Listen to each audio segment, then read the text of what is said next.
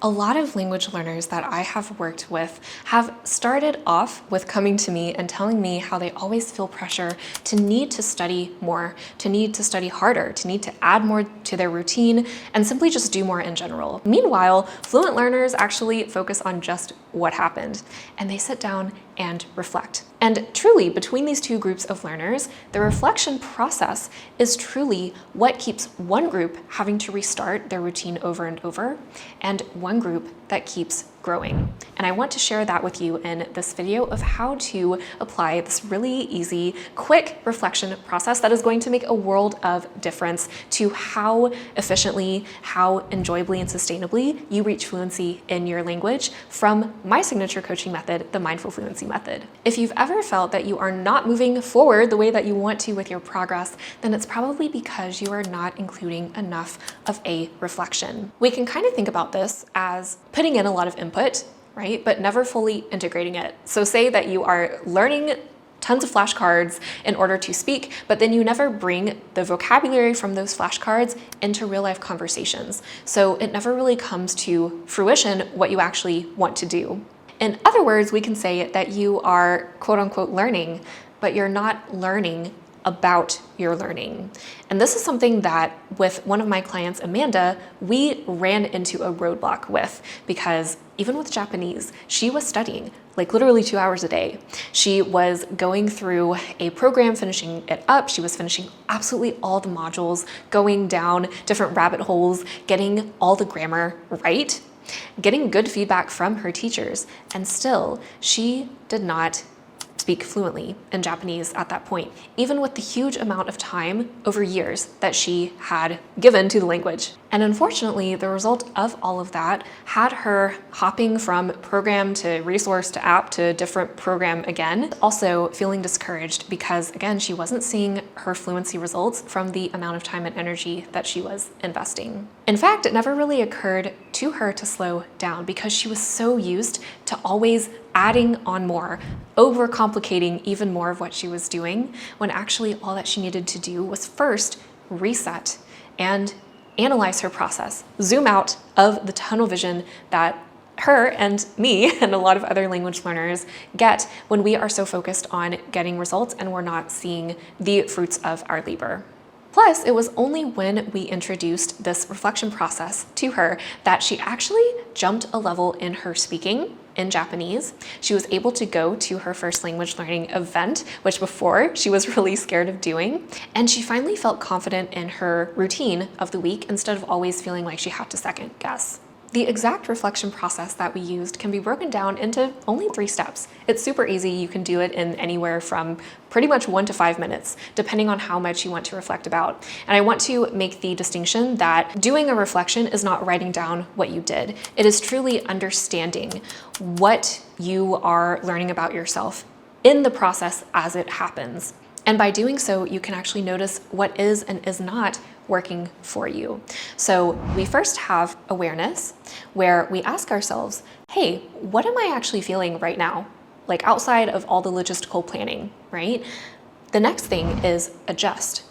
If I feel that my energy is off, if I feel a lot of anxiety, or I feel a lot of discouragement, for example, from whatever happened this week, we need to acknowledge that, reflect on it, name it, and then we can adjust our plan off of that.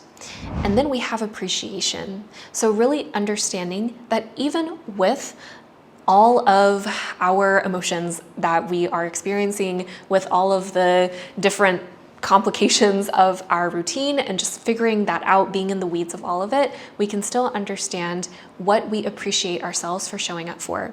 So for example, if you felt a lot of anxiety at speaking Spanish in person with someone, you could reflect, hey, what triggered that anxiety? Why do I feel this way?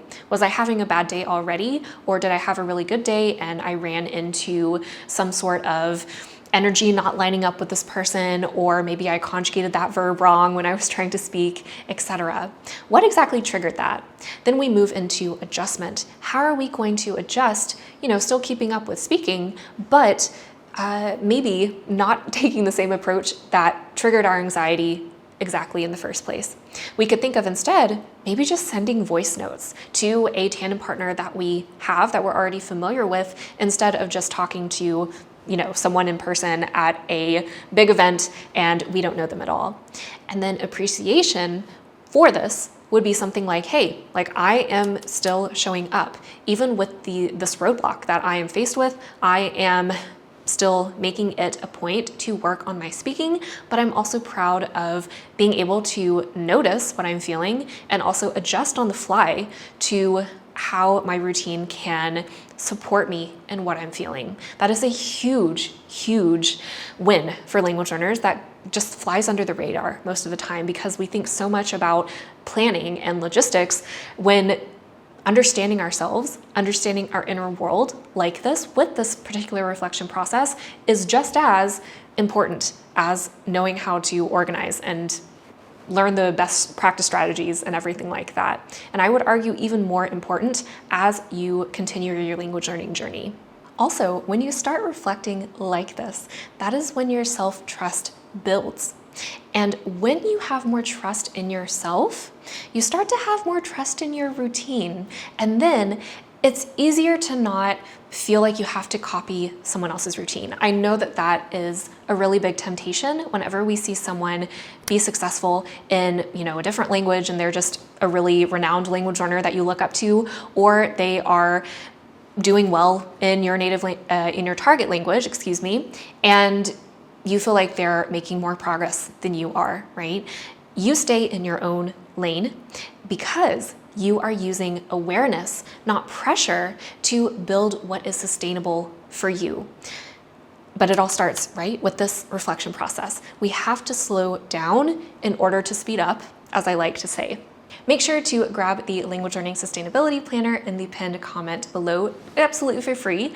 I made it just for you because there are extra questions built off our awareness, adjustment, and appreciation module that we talked about here, but they go a little bit deeper so that it can really help you dive deep into how to make your routine more sustainable. That is such an important component of building fluency on your own terms for the near future.